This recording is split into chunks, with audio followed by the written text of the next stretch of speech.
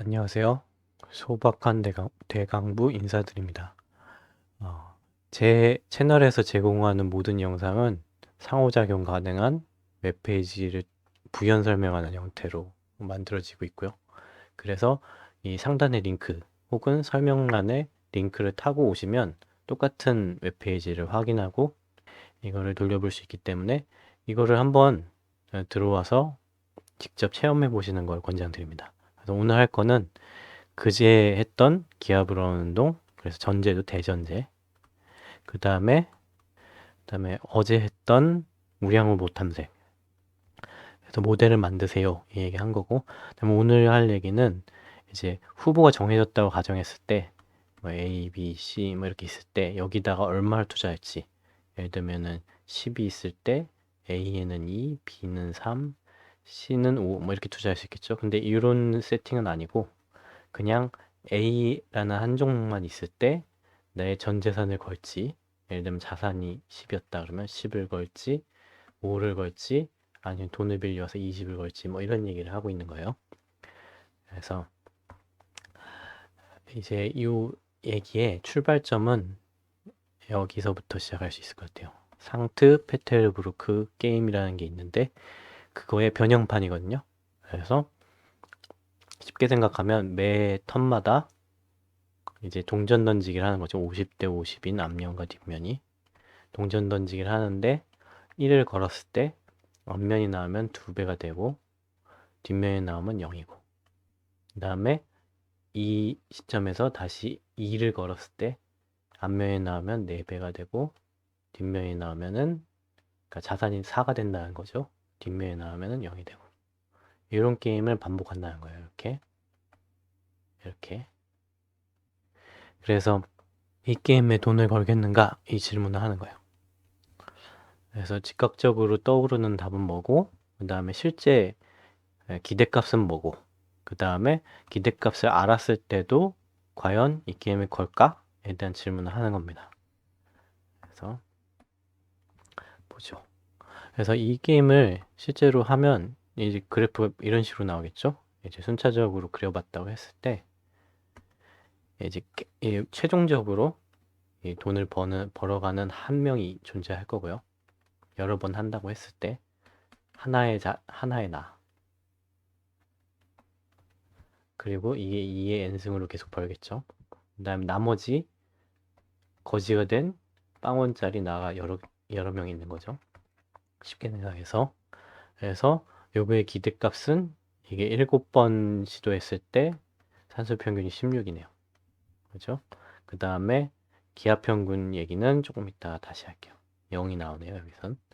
그래서 무슨 얘기냐? 즉각적으로 떠오르는 답은 대부분 다 이렇게 생각하실 거예요. 하지 않는다. 그죠? 하지 않는 게 좋겠죠? 왜냐면은 다 어차피 0으로 다 빠질 거니까. 그리고 기대값을 보고 한번 생각해 보죠. 기대값 16이에요. 16. 7번 했을 때. 그러면 할까?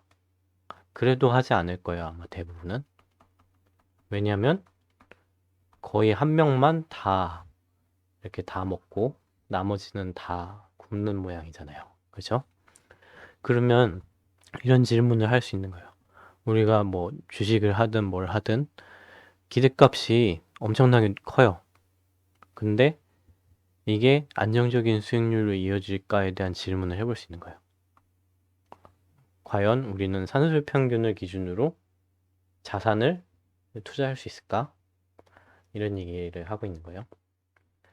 그래서 그래서 여기 보시면 이제 산술 평균의 대안으로 기하 평균을 제시하고 있죠. 무슨 얘기냐? 기하 평균이 이제 변동성이 있을 때 그 변동성을 고려한 일종의 추상적인 기대값을 표현해 준다는 거예요. 여기 0이 나오잖아요. 그죠? 우리가 생각하는 거랑 직관적으로 더 가깝죠. 그렇지만 이게 실제 수익 배율을 의미하는 건 아니에요. 그죠?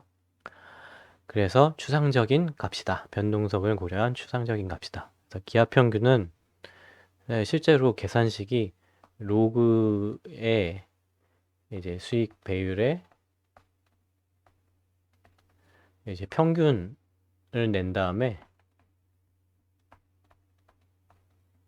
이거를 엑스포넨셜 한 거거든요. 근데 뭐 이런 거 집어치고 그냥 이게 이제 어떻게 하다 보니 경제학 쪽에 로그 효용 함수랑 관련이 돼요.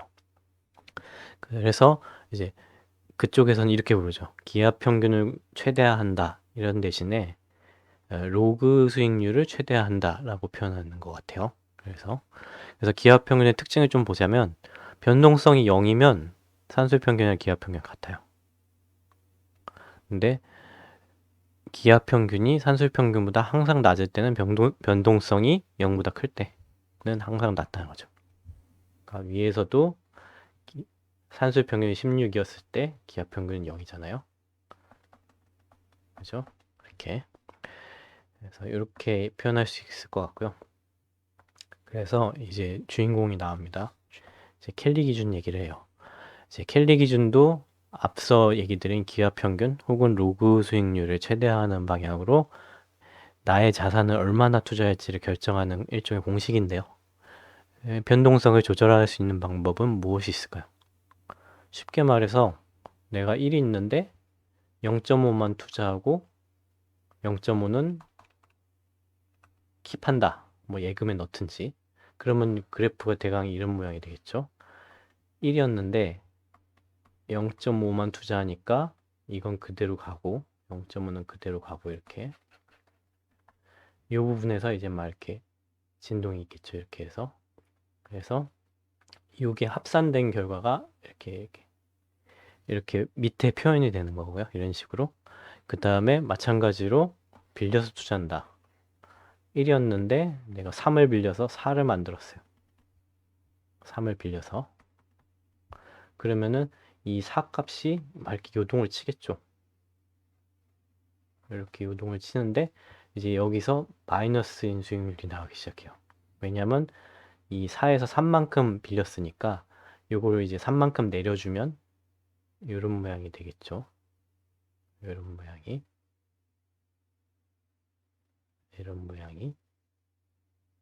그러니까 실제 내 자산은 요건 거잖아요.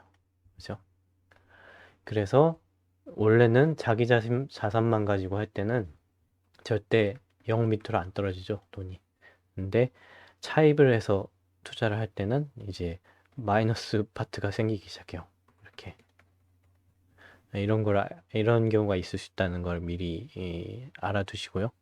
그래서 내가 변동성을 줄이고 싶으면 그냥 일부만 투자한다.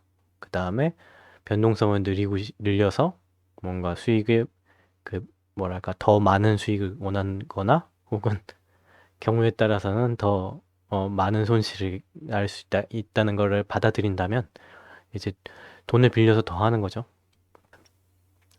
그래서 여기서 말하는 켈리 기준이 의미하는 게 뭐냐? 이제 투자 비율 F를 제시한다는 뜻이거든요. 그래서 F는 여기 옆에 써놓은 것처럼 시그마 제곱분의 뮤 마이너스 R인 거죠. 그죠? 시그마 제곱분의 뮤 마이너스 R. 그래서 R은 이게 리스크 프리 인터레스트인데 그냥 우리가 위험 없이 받을 수 있는 이자라고 생각하시면 되고 이거는 대부분 0으로 생각해도 무방합니다. 그래서 0으로 생각하면 시그마 제곱분의 뮤죠. 그럼 이게 의미하는 게 뭐냐? 이 값이 예를 들면 0.5가 나왔다. 그러면은 0.5일 때 기하 평균이 최대화된다. 그 다음에 이게 1.5가 나왔다. 그러면은 이제 0.5를 빌려서 이제 투자를 할 때 기하 평균이 제일 최대화된다. 뭐 이런 의미를 두고 있는 거예요. 그래서 밑에 이거를 시뮬레이션 해볼 수 있는 시각화 툴을 마련해 놨고요. 그래서 이걸 조정해 보면서 이제 한번 따져보기로 하죠. 조정해 보면 시그마가 변동성이 없을 때는 마치 그냥 이자 받듯이 이제 돈을 받을 수 있어요. 물론 여기서 내가 빌렸을 때 그 금리는 포함하지 않은 거죠. 그래서 계속 이렇게 비례해 가지고 올라가죠. 근데 변동성이 생기기 시작하면서부터 상황이 많이 달라져요. 변동성이 조금 생겼을 때는 이제 뭐 빌려서 하는 것도 그럭저럭 결과적으로 빌린 돈에 비례해서 느는 걸 보일 수 있죠. 그리고 옆에 이 그래프는 이 투자 비율에 따라서 100번 수행했을 때 그때 이제 산술 평균, 기하 평균을 나타낸 거예요.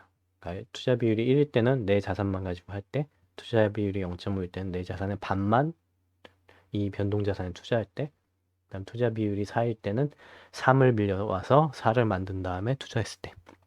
그래서 이제 빌려오기 시작하면 여기 보시는 것처럼 이제 마이너스인 경우가 생기기 시작하죠. 중간중간에. 그러다가 이제 변동성이 커지면 점점 그래프가 지저분해지죠. 그래서 이게 마이너스라서 이제 모양이 이제 로그 스케일이라서 마이너스를 표현하기 어려워서 이런 모양인데, 이제 선형으로 보겠어요. 이제 선형으로 보면 이런 모양이 나와요. 그래서 0보다 떨어진 형태의 결과가 이제 나오기 시작하고 내 자산을 다 까먹는 형태의 결과들이 존재한다라는 걸 의미하는 거예요. 그리고 오른쪽에서 보실 수 있는 이제 중요한 점은 여기 이제 투자 비율에서 기하 평균이 최대화하는 점이 1.1보다 작은 점에서 최대화되는 거 보실 수 있죠. 그죠? 그렇다는 얘기는 이제 투자를 다 하지 말고 예를 들면 0.8 정도만 하라라는 거를 켈리 기준에서 의미하는 거예요. 켈리 기준에서 제한하는 건 0.8만 하세요. 이게 이제 점점 변동성이 커지면 커질수록 이제 이 파트가 기하 평균이 최대화되는 투자 비율이 점점 내려가는 거예요. 저 하나만 더 올려보겠습니다. 변동성을. 그렇죠? 그래서 변동성을 올리니까 이제 거의 투자 안 하기를 권하고 있죠.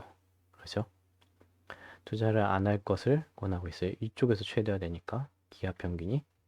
그래서 이런 식으로 우리가 변동성을 고려한 일종의 기대 수익을 생각해 본다면 기하 평균을 최대화하는 투자 비율을 가지고 한 종목에 투자를 해야 된다는 거예요. 하나만 더 보자면 이제 미국값이 올라가면 이제 이런 식으로 이 기준이 다시 또 올라가는 거 보실 수 있죠. 투자 비율 기준이 미국값이 올라가니까. 하지만 그래도 여전히 시그마가 여전히 클 때는 투자 비율이 기하 평균 최대화되는 점들이 이 점 정도죠. 이 점이라는 얘기는 뭘까요? 1보다 덜 투자해라.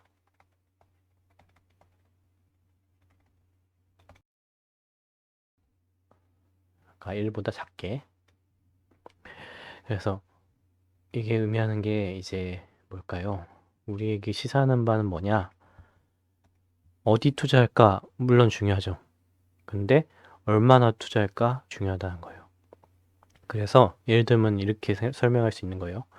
극단적인 얘긴 한데 뭐 예를 들면 단기간에 뭐 한 달에 뭐 수십 배를 벌어줄 투자처가 존재한다고 소문을 들었어요. 그러면은 그 정보의 신뢰도는 얼마나 될까를 생각해 보는 거예요.